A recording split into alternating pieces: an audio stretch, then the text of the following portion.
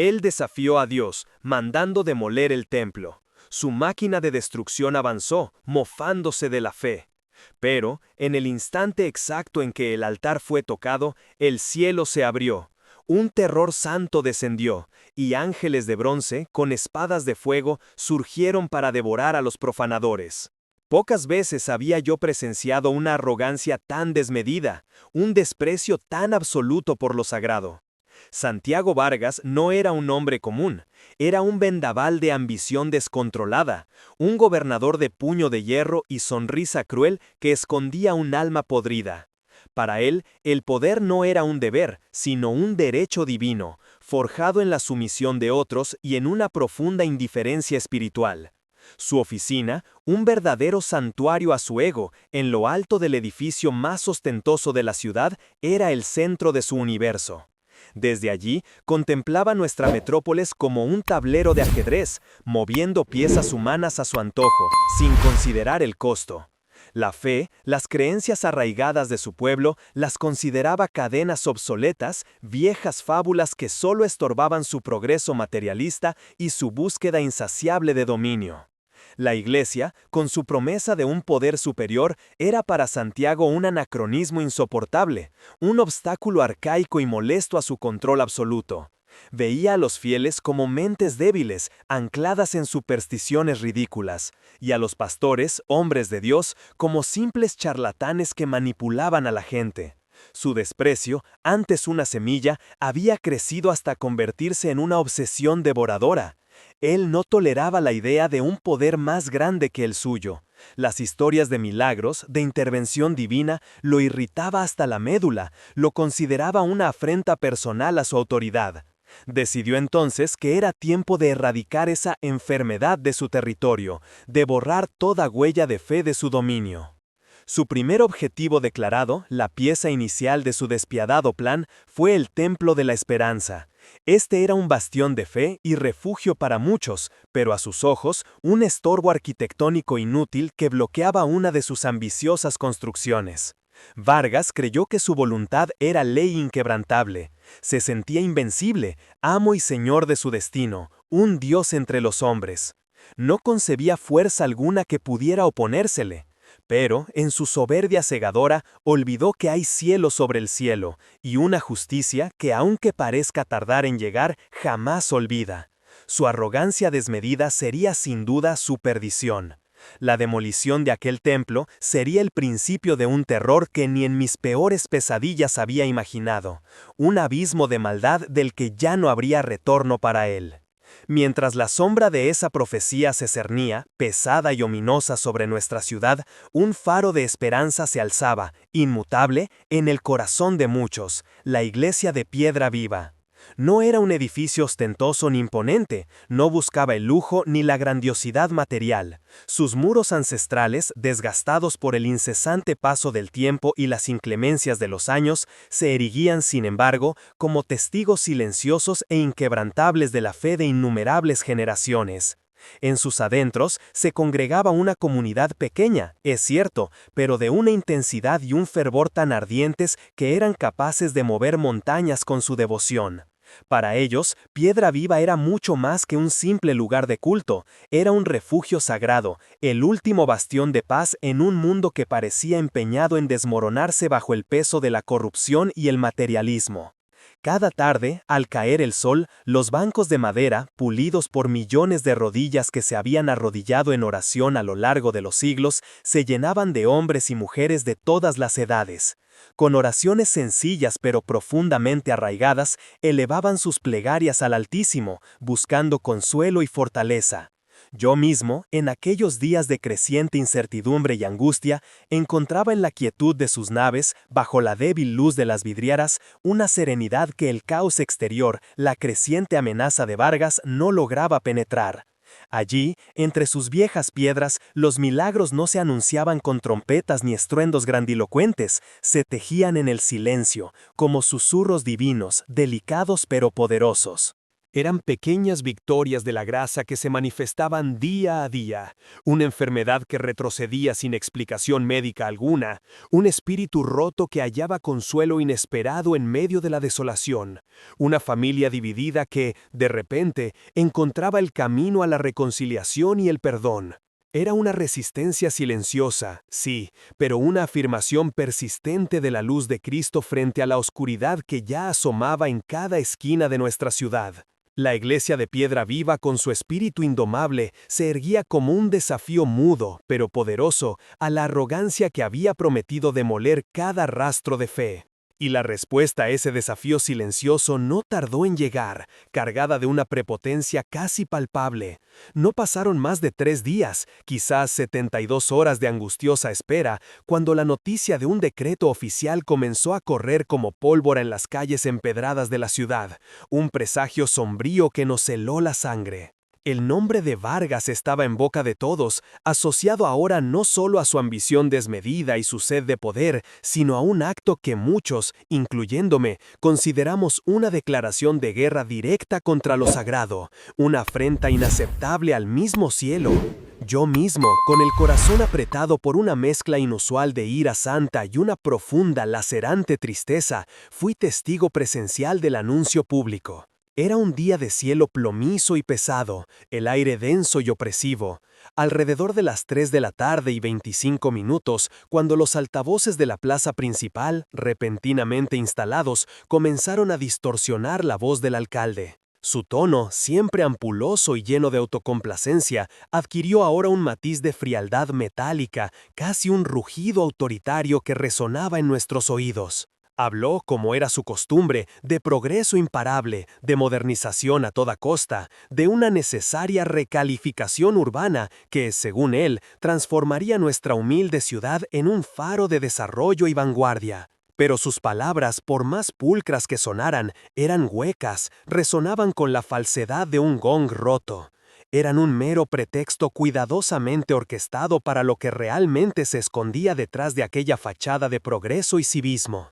El verdadero objetivo de su maquinaria burocrática, impulsada por una oscuridad apenas velada, no era otra cosa que la demolición de la iglesia de Piedra Viva. Vargas, con una sonrisa que no alcanzaba sus ojos, gélida y burlona, proclamó que la venerable estructura era antigua, insegura, un obstáculo obsoleto para la visión de una metrópolis futurista que él, y solo él, soñaba con construir. Pero la verdad, la cruda y brutal verdad que todos sentíamos en lo más profundo de nuestras almas, era que la iglesia no representaba un problema urbanístico, sino un desafío abierto a su propia autoridad, un recordatorio constante e incómodo de que existía una fuerza superior a la que él, en su ciega y demoledora soberbia, se negaba rotundamente a reconocer. Para Vargas, la fe en cualquier dios era una amenaza directa a su propio culto al poder, una espina clavada en su camino al dominio absoluto, y la iglesia, su símbolo más visible y robusto, era un bastión que en su mente debía caer a toda costa. Aquella demolición no era solo la destrucción de ladrillos y mortero, era, en esencia, una profanación en toda regla, un golpe directo al corazón de nuestra esperanza colectiva, un intento blasfemo y desesperado de arrancar de raíz nuestra conexión con lo divino. Él creía, en su ignorancia, que al demoler el edificio extinguiría para siempre la chispa de la fe en nuestros corazones, pero no sabía ni podía imaginar que estaba a punto de desatar algo mucho más grande, algo tan incontenible y poderoso que sus ojos carnales eran absolutamente incapaces de ver ni en sus más oscuras pesadillas. Días después de aquella revelación que sacudió los cimientos de mi alma y la de toda la comunidad, el gobernador Vargas, con una prepotencia que ya rozaba lo blasfemo, decidió llevar su desafío no solo a la ciudad, sino al conocimiento público mundial. Convocó una rueda de prensa masiva, un auténtico espectáculo diseñado para humillar la fe de una nación entera ante los ojos del mundo. La sala, abarrotada hasta el límite de periodistas ávidos y flashes incesantes, bullía con una tensión casi explosiva, una expectativa palpable que lo convertía en un hervidero de emociones contenidas. El aire mismo parecía pesado, denso, como el silencio opresivo que precede a una tormenta bíblica de proporciones épicas. Vargas apareció en el estrado, no con la sobria formalidad de un líder al servicio de su pueblo, sino con el porte altivo y desafiante de un emperador romano a punto de dictar sentencia. Su traje impoluto, de un corte impecable, parecía más un uniforme de guerra, una armadura elegante. Su sonrisa, una mueca petulante que apenas disimulaba la inmensidad de su soberbia. Levantó una mano, no pidiendo, sino exigiendo silencio al murmullo creciente de la multitud. El silencio que siguió fue denso, casi asfixiante, palpable en el ambiente. «He escuchado los lamentos», comenzó con una voz grave e impostada, resonando con una autoridad que pretendía ser incuestionable. «Las plegarias susurradas de quienes todavía buscan consuelo en viejas supersticiones. Sé que muchos de ustedes, en su ingenuidad, han buscado refugio en un Dios que, según creen, intervendrá en sus asuntos. Permítanme ser claro y directo». Hizo una pausa dramática, escaneando los rostros de los periodistas y el público con una mirada que solo podía calificarse de desdén. «Este es mi plan», continuó, golpeando el atril con un puño cerrado, un gesto cargado de un poder palpable y amenazante. «Mi visión inquebrantable para el futuro de esta ciudad y de esta nación. Y les aseguro, con la firmeza irrefutable de mi autoridad absoluta, que nada, absolutamente nada, podrá detenerlo. Ni plegarias vacías, ni rituales arcaicos, ni promesas huecas de un ser superior. Porque aquí», dijo, abriendo los brazos en un gesto grandilocuente que abarcaba todo el espacio, «el único poder que importa es el que yo ostento, el único control, el que yo ejerzo con mano de hierro». Sus ojos brillaban con una oscuridad que me hizo estremecer, una malicia apenas contenida. Parecía deleitarse en cada palabra de su desafío, saboreando el veneno de su blasfemia. «Ningún Dios», proclamó, su voz un grito de guerra estridente, arrogante, lanzado directamente contra los cielos. «Ningún espíritu, ninguna fuerza invisible, por más que la imaginen, podrá interponerse en mi camino. Quienes confían en una supuesta ayuda celestial verán cuán equivocados están, cuán vana es su esperanza. Este es mi momento, mi era. Los cielos, si es que realmente existen, solo mirarán, impotentes, cómo se despliega mi voluntad inquebrantable. Que quede absolutamente claro para todos, este proyecto es imparable, y quien crea en algo más grande que mi poder, que venga y me lo demuestre, si es que puede hacerlo». La declaración arrogante del adversario, un veneno en las ondas de radio y televisión, fue un guante arrojado directamente al cielo, no a los hombres. Buscó apagar la última brasa de esperanza en los corazones de la gente, pero en lugar de eso, encendió de algo diferente y mucho más poderoso dentro de nosotros, una determinación inquebrantable, una fe feroz. Mientras el sol se despedía, tiñendo el cielo de púrpuras y rojos ominosos que parecían un presagio de sangre, una inquietud profunda y opresiva se apoderó de la ciudad. El murmullo vespertino habitual se ahogó en un silencio perturbador, un manto pesado que presagiaba lo inevitable. La gente se movía por las calles, no con prisa ni alboroto, sino en una silenciosa peregrinación, como ovejas hacia el único santuario que les ofrecía esperanza. Nuestra pequeña iglesia, que en otros tiempos vibraba con la alegría y el canto, esa noche se sentía diferente, cargada de una solemnidad densa. El aire mismo era denso, no solo con el incienso, sino con oraciones no dichas, con suspiros contenidos que cargaban el peso de un destino incierto. Llegué poco después de que las campanas de las 7:30 de la noche resonaran, su eco grave y prolongado en la penumbra.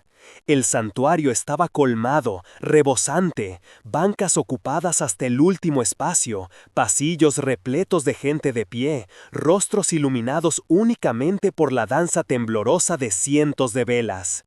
Era la última vigilia, una noche de súplica sin reservas, un clamor desesperado y poderoso. El pastor, con el rostro surcado por la angustia y el insomnio, pero sus ojos brillando con una determinación férrea y una fe inquebrantable, se puso de pie ante el altar. Su voz grave, apenas un susurro al principio, llevaba la autoridad de un líder que conocía el peso de la hora. «Hermanos y hermanas», comenzó, su voz cobrando fuerza con cada palabra, «el enemigo ha hablado, su arrogancia ha escalado hasta los cielos, desafiando al Todopoderoso mismo. Pero nosotros, que hemos conocido la luz, que hemos sido testigos de su amor, no retrocederemos. Esta noche no solo oraremos en silencio, clamaremos con el alma. Gritaremos con el espíritu hasta que el cielo nos escuche. Nos aferraremos con todas nuestras fuerzas a la promesa de aquel que es más grande que cualquier sombra, más poderoso que cualquier hombre. Un amén colectivo y poderoso, nacido de la más profunda convicción, recorrió la congregación como una onda expansiva. La atmósfera era un crisol de emociones intensas. Había miedo, un temor palpable y justificado por la amenaza inminente sobre nuestros hogares, sobre nuestra fe, sobre nuestra misma existencia.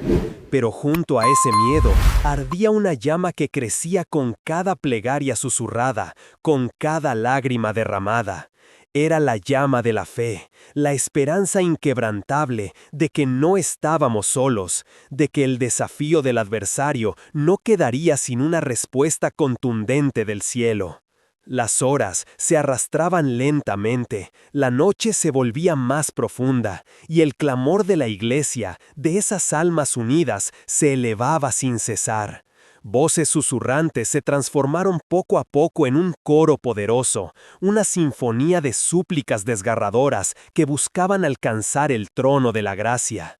Manos se alzaban al cielo en un gesto de entrega total, lágrimas bañaban mejillas surcadas por la fe y la angustia.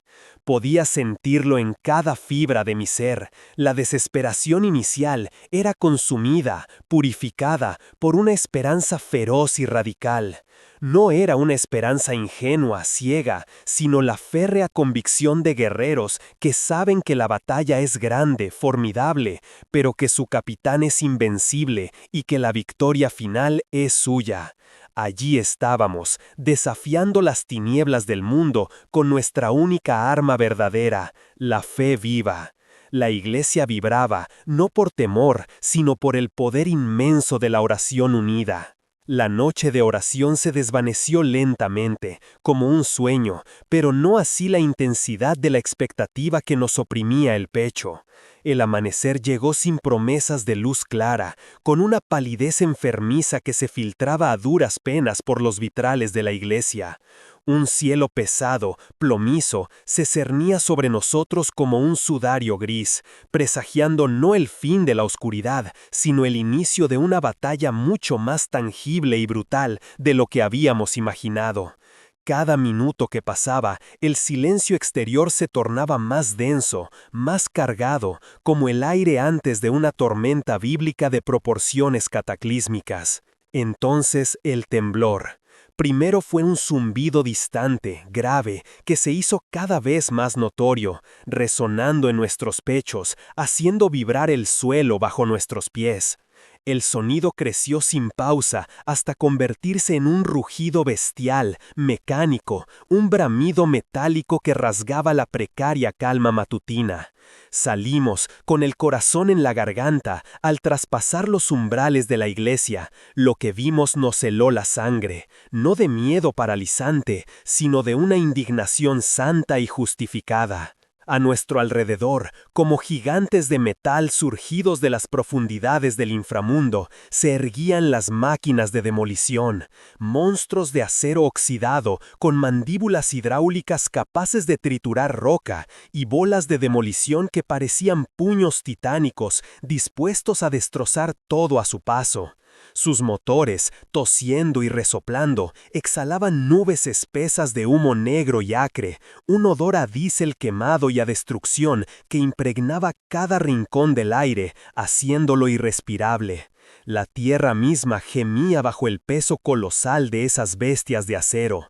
Cada una de ellas estaba piloteada no por simples obreros, sino por figuras de rostros curtidos, con sonrisas burlonas y ojos que reflejaban una crueldad indiferente y un deleite perverso en la destrucción.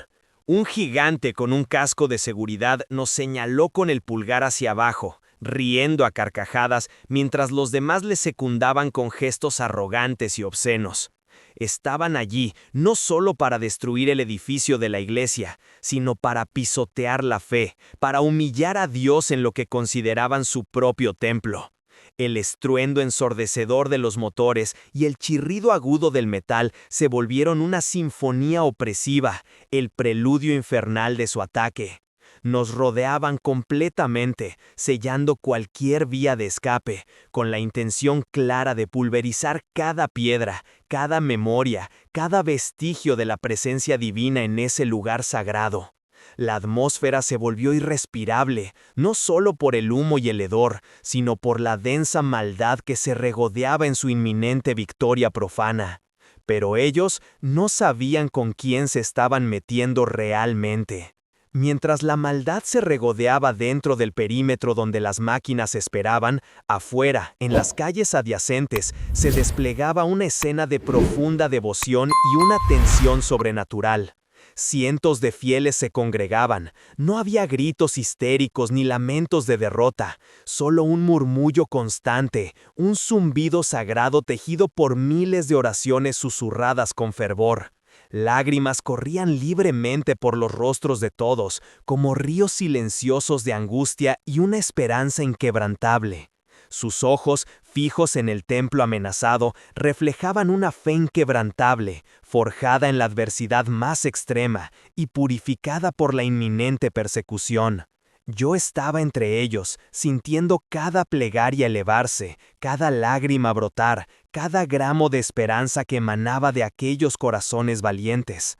Veía sus labios moverse en silenciosa súplica, repitiendo versículos bíblicos, invocando el nombre de Dios con una urgencia palpable.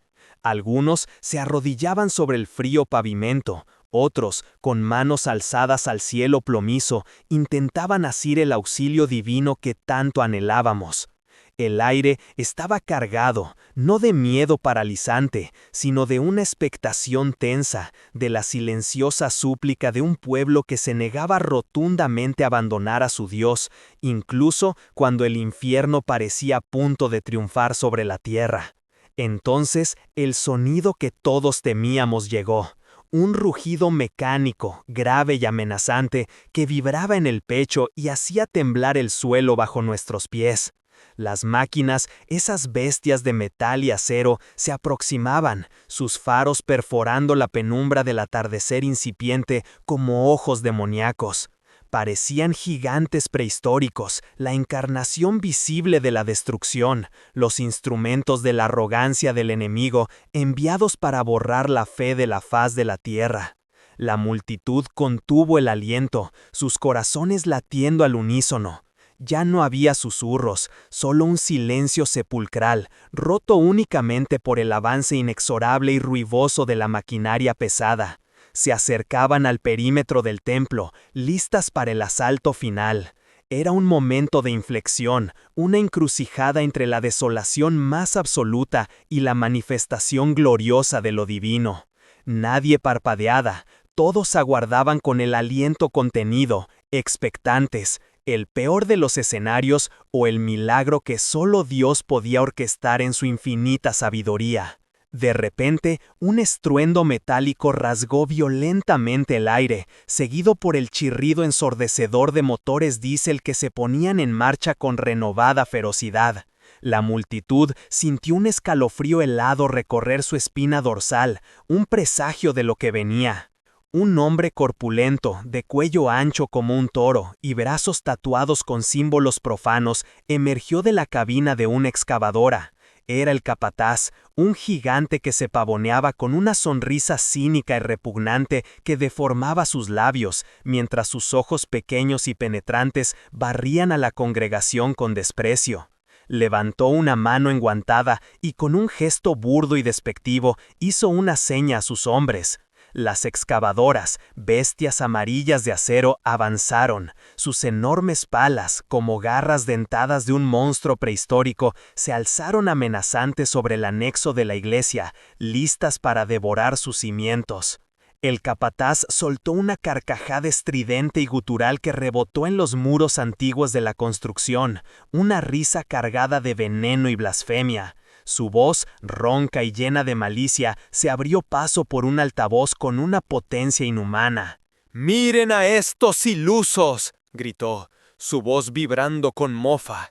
«¿Todavía creen en cuentos de viejas y en fantasmas invisibles? ¿Dónde está su Dios ahora? Que venga y detenga esto, si es que realmente existe». Sus palabras eran un desafío directo al cielo, un escupitajo arrogante y blasfemo sobre la fe de todos los presentes. Las máquinas rugieron aún más fuerte, y, con un crujido espantoso que hizo eco en el alma, la primera pala golpeó con violencia la mampostería. Piedras ancestrales, polvo de siglos y escombros volaron por los aires. El sonido era brutal, un ataque sordo y profano que marcaba el inicio de la profanación. Otro golpe, más fuerte aún, resonó. La estructura de la iglesia comenzó a ceder, lamentándose bajo el embate incesante de la indiferencia y la crueldad desmedida. Las lágrimas brotaban a raudales en los rostros de los fieles, pero nadie retrocedía, nadie huía, permanecían allí, testificando la barbarie, aferrándose con una fe inquebrantable a la promesa de un Dios que, sabíamos, nunca llega tarde a la batalla. La demolición era una clara demostración de poder, de la fuerza bruta y ciega del enemigo, que buscaba aniquilar no solo un edificio de piedra, sino el espíritu mismo de la comunidad de creyentes. El capataz seguía riendo, su risa estridente, una melodía infernal en medio de la desolación. Otro golpe, más fuerte aún, resonó. La estructura de la iglesia comenzó a ceder, lamentándose bajo el embate incesante de la indiferencia y la crueldad desmedida. Las lágrimas brotaban a raudales en los rostros de los fieles, pero nadie retrocedía, nadie huía. Permanecían allí, testificando la barbarie, aferrándose con una fe inquebrantable a la promesa de un Dios que, sabíamos, nunca llega tarde a la batalla. La demolición era una clara demostración de poder, de la fuerza bruta y ciega del enemigo, que buscaba aniquilar no solo un edificio de piedra, sino el espíritu mismo de la comunidad de creyentes. El capataz seguía riendo, su risa estridente, una melodía infernal en medio de la desolación. La risa del capataz, una estridencia profana que se arrastraba por entre los escombros y el polvo, se hizo eco de la intención final y más cruel del ataque. Sus ojos, brillando con una satisfacción sádica y perversa, se fijaron en un punto específico del templo que, a pesar de la devastación que lo rodeaba, aún se mantenía en pie, majestuoso y desafiante. No era una pared cualquiera, ni un pilar secundario. Era el altar, el corazón palpitante de nuestra fe, el lugar sagrado donde las plegarias se elevaban y las promesas divinas se sellaban. El brazo de acero de la excavadora principal, la misma bestia mecánica que había arrancado trozos de nuestra iglesia con voracidad insaciable, pivotó con una lentitud deliberada, casi ceremonial. Sus garras dentadas se alzaron en el aire, proyectando sombras amenazantes y grotescas sobre lo que quedaba de la nave central, como un depredador gigante que saborea el momento justo antes de su golpe final. Cada crujido del motor, cada chirrido metálico, parecía una burla obscena, un tambor fúnebre que marcaba la cuenta regresiva inexorable hacia lo impensable, hacia la máxima profanación. Desde la distancia, el gobernador Vargas observaba la escena con una frialdad calculada. Su rostro, antes una máscara inescrutable de cálculo político, ahora exhibía una sonrisa delgada y gélida, una grieta en su compostura que revelaba el abismo insondable de su desprecio. Sus ojos contenían un regocijo oscuro, una anticipación macabra por la destrucción de algo que no podía controlar, ni corromper, ni poseer. Él sabía, como yo, que atacar el altar no era solo demoler piedra y madera, era un golpe directo al alma misma de nuestra fe, un intento desesperado por extirpar la raíz de nuestra esperanza. Creía que al pulverizar ese sagrado pedestal, destruiría no solo el templo físico, sino la fe inquebrantable en los corazones de quienes lo habían construido y venerado. Él esperaba que este acto final de profanación aplastara toda resistencia espiritual, toda chispa de divinidad. La máquina se acercaba, inexorable, su sombra envolviendo el altar como un sudario anticipado, listo para consumarlo todo. El brujo, con una sonrisa de victoria en su rostro pálido, macabro, hizo un gesto final, una señal de triunfo. La garra de acero, maciza y oxidada, se abalanzó sobre el milenario altar de piedra. El impacto fue brutal, un rugido metálico que desgarró la noche, haciendo eco en el valle y en el alma de todos. Fragmentos ancestrales estallaron, esparciéndose por el suelo sagrado. La profanación se había consumado en el corazón mismo del templo. Él alzó los brazos, sus túnicas ondeando con un viento helado que parecía surgir de un éxtasis blasfemo.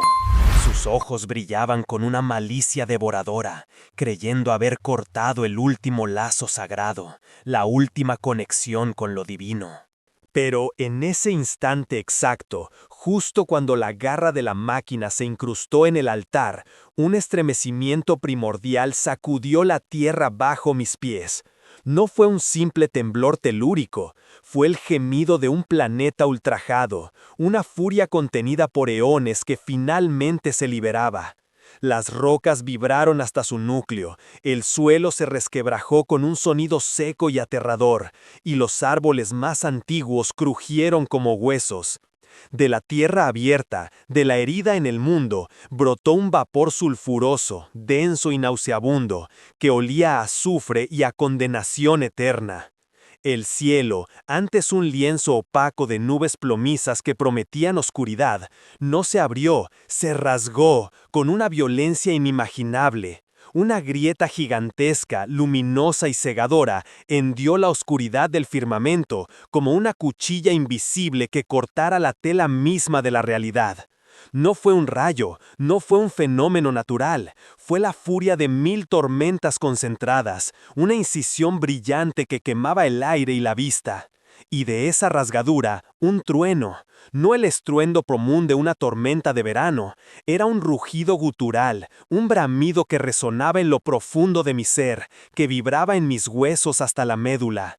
Un sonido de ira divina, no de la naturaleza, sino de la deidad misma, una voz que no gritaba palabras inteligibles, sino juicio inapelable. Un Dios ultrajado, cuya paciencia había llegado a su límite, se manifestaba. El aire se volvió eléctrico, denso, cargado de una energía palpable y un castigo ineludible. El brujo, antes eufórico, vio su sonrisa congelarse en un rictus de horror. La burla en sus ojos se transformó en terror puro. Había despertado algo mucho más antiguo y poderoso de lo que jamás podría haber comprendido.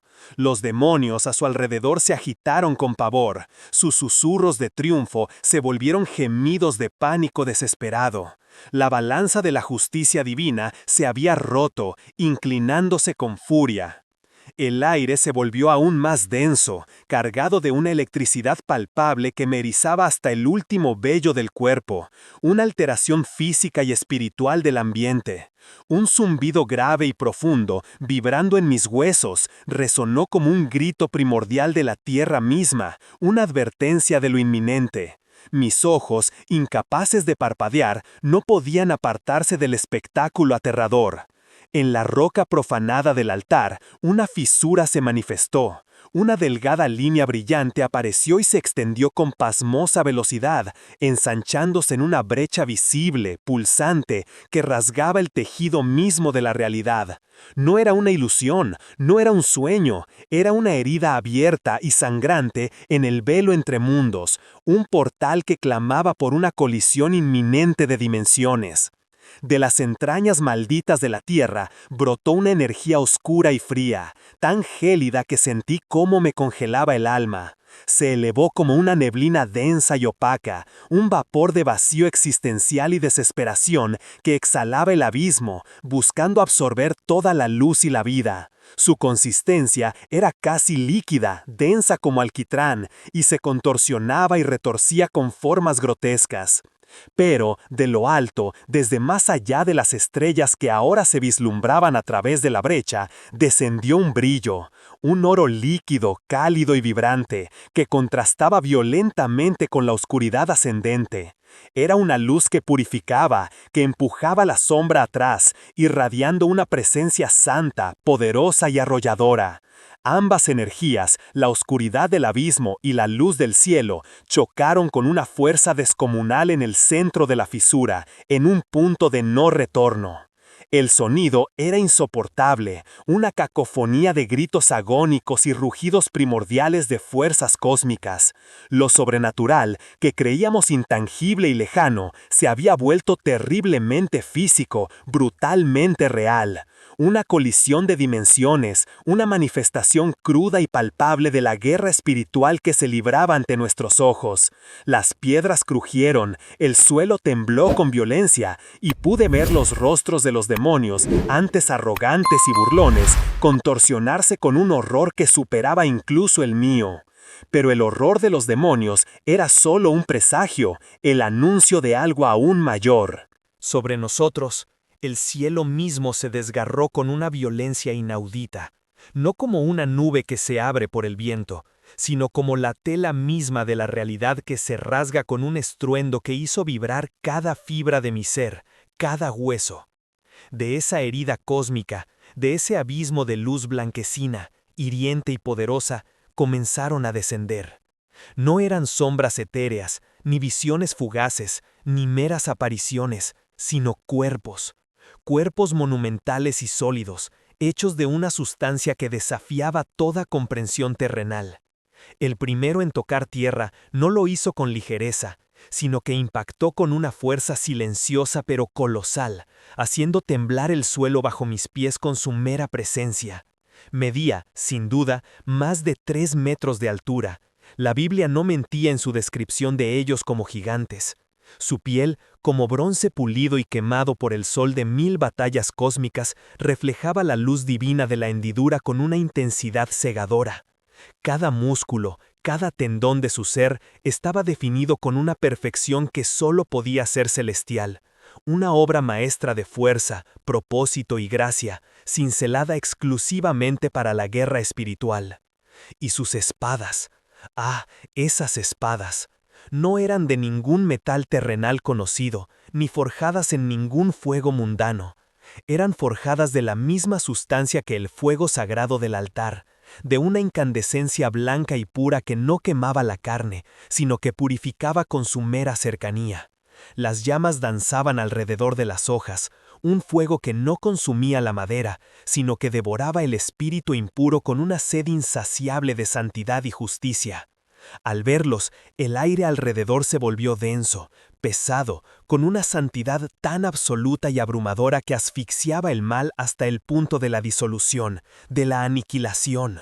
Los demonios, aquellos que un momento antes se regodeaban en su insolencia y arrogancia, ahora se encogían sobre sí mismos. Algunos incluso intentaban arrastrarse lejos por el suelo rocoso como alimañas asustadas, gemían de terror. El horror en sus rostros ya no era una simple mueca, sino una confesión desesperada y silenciosa de su derrota inminente y absoluta.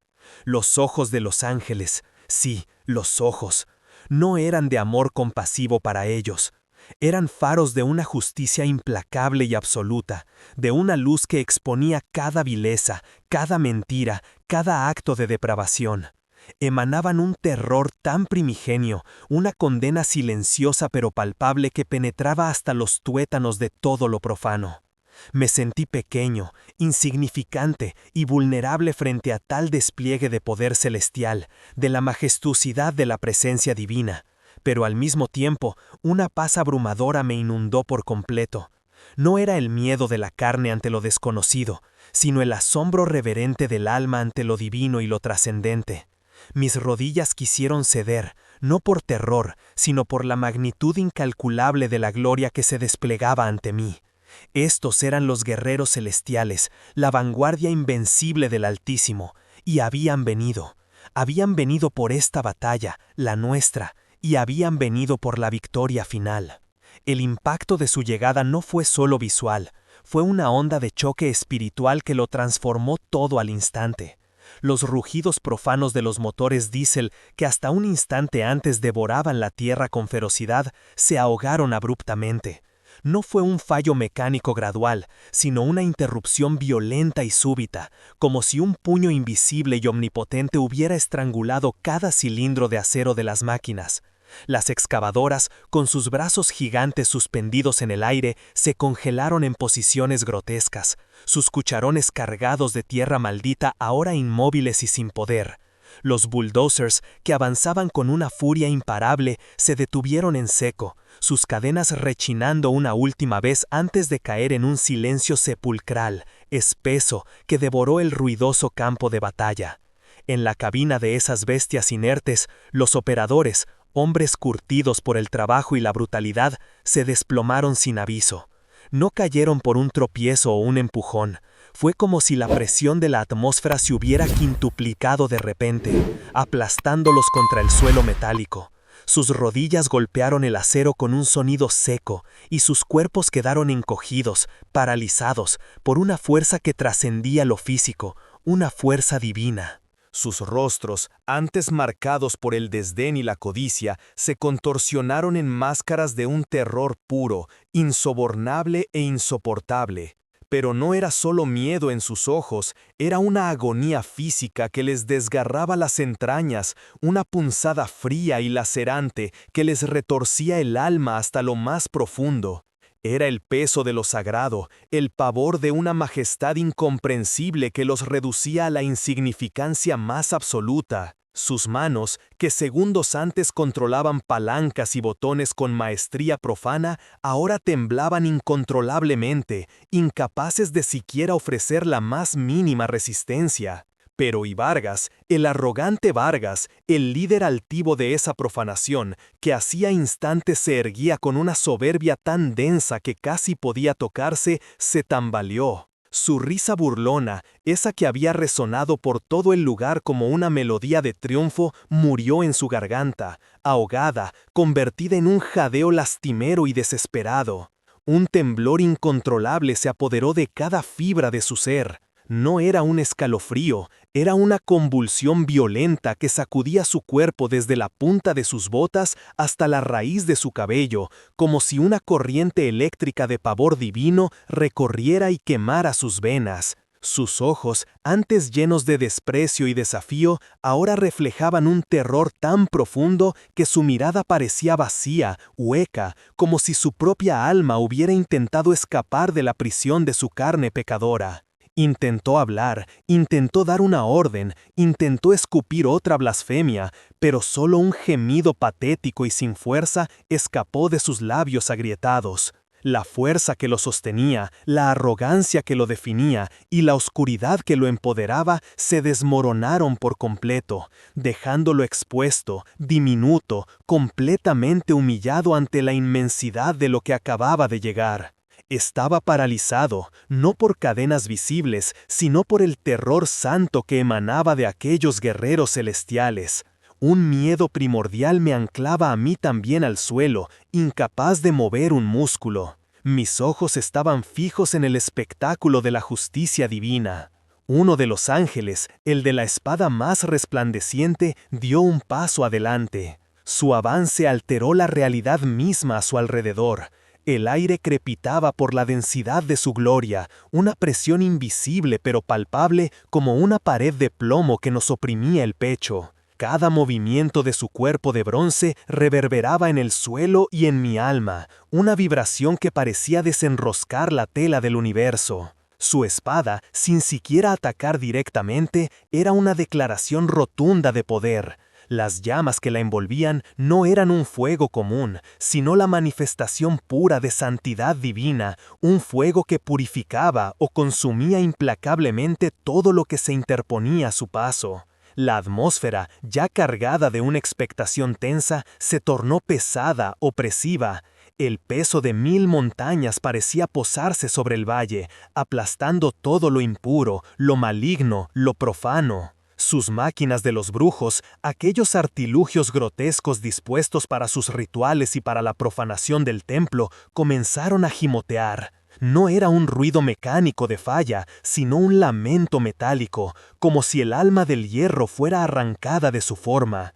Engranajes se retorcieron, placas de acero se doblaron como si fueran papel mojado, no por una fuerza visible, sino por la sola presión de la gloria angelical.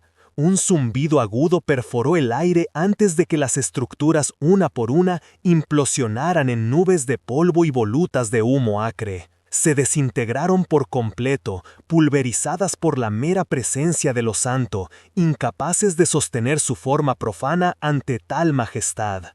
Y luego, los hombres, aquellos que, en su arrogancia desmedida, habían extendido sus manos para tocar el altar, para profanar el santo de los santos. Sus rostros, antes contorsionados en ira y desafío, se congelaron en una mueca de terror absoluto. No hubo grito de dolor. Ante mis ojos, una llama invisible pero intensa surgió de sus pieles.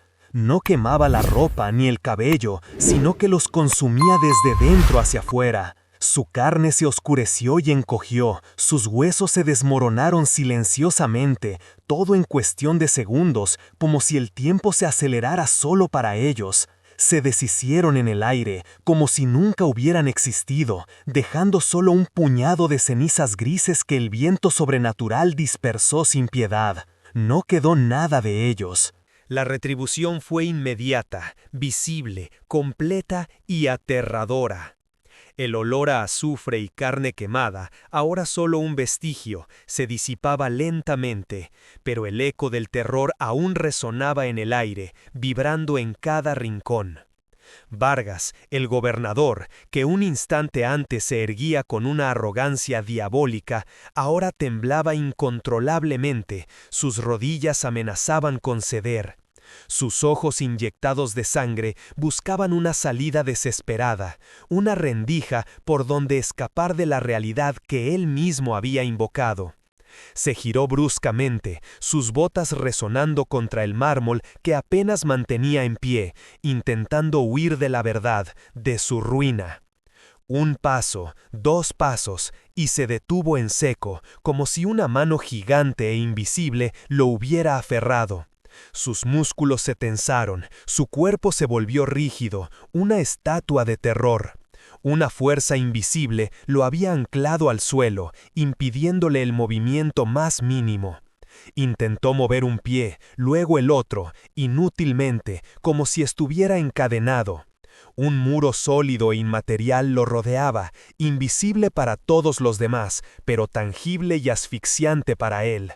Sus ojos, desorbitados por el pánico más puro, fueron forzados a ver, a ser testigos de su propia condena. El altar, donde antes se alzaban ídolos blasfemos y símbolos de su pacto oscuro, comenzó a resquebrajarse no por golpes, sino desde su propia esencia. Las estatuas de sus rituales explotaron en fragmentos de piedra y humo negro, no por fuerza física, sino por una onda de poder celestial que emanaba del cielo. Las reliquias de su brujería se consumieron en un fuego azul que no quemaba la materia, sino su esencia espiritual, convirtiéndolas en polvo inerte que el aire dispersaba. Entonces, la cúpula de la sala principal, milagrosamente en pie hasta ese momento, se abrió. No por una explosión, sino por una manifestación gloriosa, un desgarro en el velo. Un rayo de luz dorada, más brillante que 1000 soles, descendió, penetrando la oscuridad remanente y revelando la presencia inconfundible de aquel. Una voz, no humana, sino como el estruendo de muchas aguas y el rugido de leones, reverberó en el aire y en la tierra, pronunciando un juicio que no necesitaba palabras para ser sentido hasta los huesos más profundos de cada ser vivo. Vargas, con el rostro contorsionado por el terror absoluto, cayó de rodillas. No fue un acto voluntario de arrepentimiento, fue aplastado. Su cuerpo fue forzado a postrarse, su cabeza golpeando el suelo frío, sus manos atadas y paralizadas por esa misma fuerza invisible. Quiso gritar, pero su voz se ahogó en un gemido gutural, un lamento patético.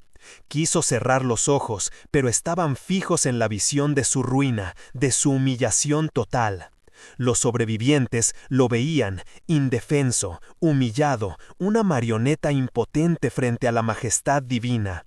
No era solo miedo a la muerte lo que lo consumía, era el terror a la verdad, el peso abrumador de su impiedad que lo oprimía. Su arrogancia se desmoronó en un charco de terror y vergüenza, su espíritu quebrado, su reino de sombras hecho añicos ante la luz inmaculada de Dios. Todos fuimos testigos de la caída de un falso Dios, despojado de su poder, reducido a polvo ante el poder de aquel que sí es. Mientras el aire aún vibraba con la repercusión de aquella victoria aplastante, una nueva maravilla comenzó a desplegarse ante nuestros ojos asombrados, una manifestación de la gracia divina. La iglesia, ese templo que minutos antes había sido un campo de batalla devastado, con sus muros agrietados, sus bancos pulverizados y sus vidrieras hechas añicos, empezó a transformarse. No fue una reparación instantánea, como un flash, sino un proceso lento, majestuoso, que se desenvolvía con una visibilidad asombrosa, casi como si el tiempo mismo decidiera rebobinar sus manecillas solo para aquel lugar bendito, regresando cada partícula, cada fragmento, a su estado original antes de la profanación. Los imponentes guerreros celestiales, esos ángeles de 3 metros de altura, con su piel de bronce resplandeciente y sus espadas flameantes, que aún irradiaban el calor de la batalla reciente, permanecían inmóviles, como colosales estatuas vivientes, pero llenas de una energía latente. Sus alas desplegadas imponían un terror santo a cualquier vestigio demoníaco que pudiera haber quedado. Una advertencia de su poder, y sus ojos fijos en la escena, vigilantes. Pero sus manos, aunque capaces de la más brutal devastación, no tocaban nada de la iglesia. Y aún así, la restauración ocurría con una fuerza silenciosa pero irrefutable, una mano invisible que obraba el milagro. Observaba con una devoción indescriptible, sintiendo una profunda reverencia en mi espíritu, cómo las astillas de madera de los bancos se reintegraban, cómo los fragmentos de piedra de las columnas se unían sin dejar cicatriz alguna, como si el daño nunca hubiera existido. Las grietas profundas en el suelo de mármol se cerraban, las marcas de quemaduras desaparecían como si nunca hubieran existido, engullidas por una luz suave pero potente que emanaba de la propia estructura. Era una sanación profunda, no solo de la materia inerte, sino del espíritu del lugar, purificándolo y restaurando su santidad original. Cada pieza regresaba a su origen, perfecta, prístina, bañada en una luz celestial que irradiaba paz. Y en el centro de todo, el altar, epicentro del conflicto y la profanación, se levantó de nuevo, inmaculado, como si la mano de Dios mismo lo estuviera acariciando de vuelta a la existencia con un amor infinito. Las flores marchitas que lo adornaban recuperaron su lozanía, sus colores vibrantes. Las velas rotas se encendieron con una llama suave y constante que no consumía la cera, una llama eterna. El aire se volvió puro, denso, con una paz que sobrepasaba cualquier entendimiento humano, un testimonio visible del poder creador y restaurador de nuestro Señor. Los ángeles permanecieron allí un instante que se sintió eterno, sus figuras de 3 metros, la piel de bronce reluciente, y sus espadas de fuego, ahora faros de una paz imponente, portaban un terror santo para cualquier demonio que osara acercarse. No hubo palabras audibles, ni discursos que nuestros oídos mortales pudieran comprender. Pero el mensaje, grabado a fuego en lo más profundo de mi espíritu, era más claro que cualquier voz. No toquen lo que ha sido santificado por Dios. Era un edicto silencioso, la proclamación de una soberanía divina que resonó en el abismo de mi ser, recordándonos los límites inviolables entre lo profano y lo sagrado. Lo que el Altísimo había reclamado como suyo, el hombre no debía osar profanar bajo ninguna circunstancia. Tan súbitamente como llegaron, iniciaron su ascenso. No fue un vuelo, sino una elevación majestuosa, sin esfuerzo, como si la misma existencia cediera a su voluntad. Uno a uno, esos guerreros celestiales, custodios de la luz y la justicia, regresaron a la violenta fisura en el cielo que los había traído. Sus figuras imponentes se empequeñecían a medida que ascendían, y el último, con su espada llameante aún encendida, cruzó el umbral de lo visible hacia la dimensión de donde habían venido. Entonces, la grieta en el firmamento, esa herida abierta en la realidad, se cerró sobre sí misma con la misma abrupta violencia con la que había aparecido. No hubo un sonido, solo un destello final, una implosión silenciosa de luz que devolvió al cielo su integridad perfecta, como si jamás hubiera sido rasgado. Pero la huella de su visita permanecía. Una estela aromática llenaba el aire, el inconfundible perfume del incienso más puro, ceremonial y ancestral, mezclado con el fresco y punzante olor del ozono, como después de una tormenta eléctrica. Un aroma que hablaba de purificación, de la presencia divina que trascendía toda comprensión humana, y de la victoria absoluta y gloriosa de nuestro Señor sobre toda oscuridad y maldad. El aire vibraba, no solo con el eco lejano de la batalla invisible que acababa de librarse, sino con una paz que sobrecogía el alma, la presencia abrumadora de lo divino que ahora lo impregnaba todo. Miré a mi alrededor. El pueblo, aquel que minutos antes había estado petrificado por el terror y la desesperación, ahora se encontraba postrado de rodillas sobre la tierra santa. Nadie permanecía de pie. Padres, madres, hijos, ancianos, jóvenes, todos con los rostros bañados en lágrimas, no de miedo, sino de una liberación profunda, de gratitud inmensa, de una fe destrozada y reconstruida, ahora más sólida que el granito. Los sollozos se mezclaban con murmullos de alabanza y acción de gracias, que poco a poco se elevaron hasta convertirse en un clamor unísono, un torrente de voces. Un coro espontáneo, desgarrador en su emoción, que subía al cielo, un himno de victoria, nacido de lo más profundo de corazones transformados y renacidos. Yo mismo sentía mi alma desgarrada y remendada, renovada.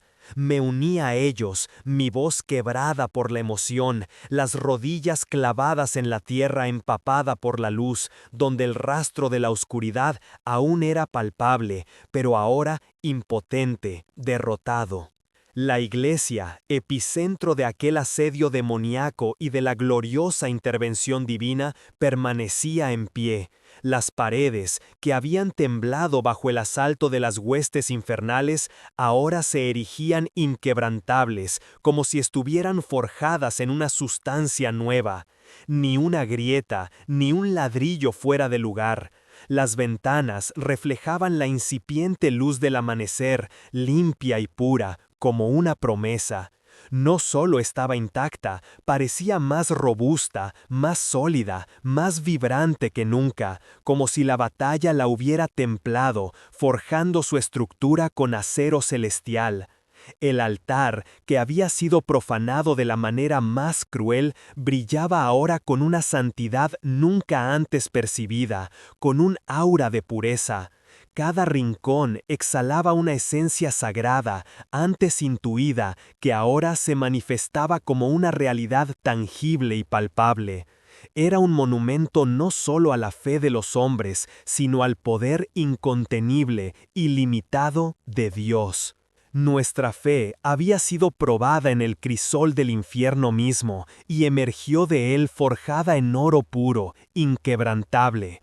Comprendimos en ese instante que las batallas espirituales son reales, que el enemigo es poderoso y astuto, pero que nuestro Dios es infinitamente más grande, más soberano y más poderoso que cualquier fuerza de las tinieblas. La duda, el miedo, la incertidumbre, todo se disolvió como el rocío bajo el sol, desvaneciéndose en la luz. Solo quedaba una certeza inamovible, grabada a fuego en nuestros corazones. Somos hijos de un rey guerrero, y su victoria es nuestra. Una fe que trascendía la razón, una convicción grabada a fuego en cada fibra de nuestro ser, prometiendo fortaleza eterna ante cualquier adversidad futura. Nuestra fe inquebrantable fue el escudo que nos protegió del fuego enemigo, la espada que cortó las tinieblas más profundas. Pero, ¿qué había sido del gobernador Vargas, el arquitecto de tanto sufrimiento, el titiritero de la oscuridad que intentó doblarnos? Su destino fue mucho más terrible que la simple muerte, una lección grabada para toda la eternidad para quien se atreviera a contemplarlo. Fue hallado en las primeras horas de la mañana siguiente, cuando los primeros rayos de un sol purificador apenas comenzaban a disipar los últimos vestigios de la noche demoníaca. Lo encontraron en lo que había sido su opulento despacho, un lugar que alguna vez resonó con sus risas petulantes y sus órdenes despiadadas. Ahora el silencio era su único compañero, un silencio que gritaba más fuerte que cualquier lamento. Vargas estaba sentado en su silla de cuero, la misma desde donde había urdido sus complots, pero era una sombra pálida de su antiguo yo, apenas reconocible. Su piel, antes rosada y tensa por la buena vida, ahora lucía cenicienta, pegada a los huesos, como la de un anciano consumido. Sus manos, las que firmaron decretos de persecución y sentencias injustas, colgaban inertes a los costados, despojadas de toda fuerza y propósito. Pero lo más impactante era su mirada. Aquellos ojos que antes ardían con ambición desmedida y desprecio arrogante, ahora estaban fijos en un punto lejano, vacío, sin alma, sin un destello de vida o comprensión. No había terror en ellos, no había miedo, solo un abismo insondable, un infinito hueco de la mente. Su mandíbula estaba tensa, inmovilizada, incapaz de emitir sonido alguno, de articular una sola palabra. Los médicos lo examinaron con perplejidad, los psicólogos intentaron descifrar la oscuridad de su mente. El diagnóstico fue unánime, su mente se había quebrado por completo, no por una enfermedad terrenal, sino por la pura, inimaginable magnitud del terror divino que había presenciado en el altar profanado. Aquel que se había erigido como un dios, desafiando al Rey de Reyes y al Señor de los ejércitos, ahora era una cáscara vacía, un monumento andante a la soberbia castigada y la blasfemia aniquilada. Vivía, sí, pero no como un hombre. Era un mero eco de lo que fue, una advertencia viviente, una estatua de carne y hueso, un testimonio mudo y eterno del poder absoluto de Dios. Su arrogancia había sido pulverizada, no con fuego y azufre literal, sino con la revelación de la verdad, una verdad tan aplastante que desintegró su ser interior. Vargas, el déspota, el hechicero oculto, se había convertido en el más potente sermón sin palabras, una prueba irrefutable y viviente de que nadie, absolutamente nadie, puede desafiar al Altísimo y salir ileso. El eco de lo ocurrido se propagó como un incendio descontrolado, no solo en nuestro pequeño pueblo, sino más allá de las montañas, cruzando valles y ríos, alcanzando ciudades distantes con una velocidad asombrosa. Los rumores, que al principio eran solo susurros incrédulos, se solidificaron rápidamente en relatos verídicos, en testimonios irrefutables de aquel día en que la tierra misma se convulsionó bajo la mano poderosa del Altísimo. La historia de la iglesia que Dios defendió se convirtió en una leyenda viva, no un mito antiguo, sino un evento reciente, palpable, con testigos que aún caminaban entre nosotros, sus rostros marcados por el asombro y el santo temor. El cuerpo inerte de Vargas, su mirada vacía congelada en un terror eterno, fue una advertencia cruda y contundente para cualquiera que osara desafiar la autoridad divina. Quienes se atrevieron a acercarse a su despacho regresaron con historias de un ambiente opresivo, donde el aire vibraba con una energía sobrenatural indescriptible, una huella indeleble de lo sucedido.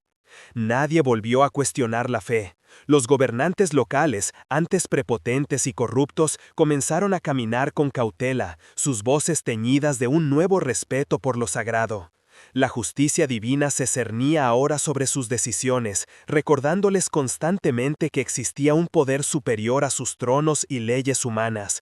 Comprendieron, en lo más profundo de su ser, que desafiar a Dios tiene consecuencias divinas, terribles y eternas. El templo, antes humilde y un objetivo fácil, se transformó en un faro de esperanza y un monumento a la omnipotencia divina, visible desde lejos. Peregrinos de todas partes del país llegaron, no para adorar el edificio, sino para sentir la presencia imponente de aquel que lo defendió con fuego y furia celestiales. Las historias de ángeles guerreros de 3 metros, con piel de bronce reluciente y espadas flamígeras que impusieron terror santo a los demonios, se contaban con fervor y asombro, alimentando la fe y el respeto por lo divino.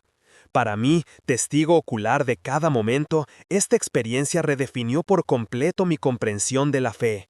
Vi el más puro manifestarse y la justicia divina más gloriosa desplegarse. Aprendí que la fe no es solo creer en algo intangible, sino esperar la intervención activa y poderosa de un Dios tan real como el aire que respiro, y tan poderoso como las estrellas que iluminan el universo. La victoria no fue nuestra, sino suya. Fue una demostración irrefutable de su soberanía absoluta, su amor incondicional por su pueblo y su furia justiciera contra quienes profanan su nombre santo. Y así, la iglesia que Dios defendió permanece, no solo como un edificio de piedra, sino como un recordatorio eterno de que hay un poder que trasciende todo entendimiento humano, un poder que protege a los suyos con celo y humilla a los arrogantes sin piedad. Si fuiste impactado por esta impresionante manifestación del poder de Dios, suscríbete al canal y activa la campanita para no perderte más historias donde la gloria divina se revela de formas inigualables.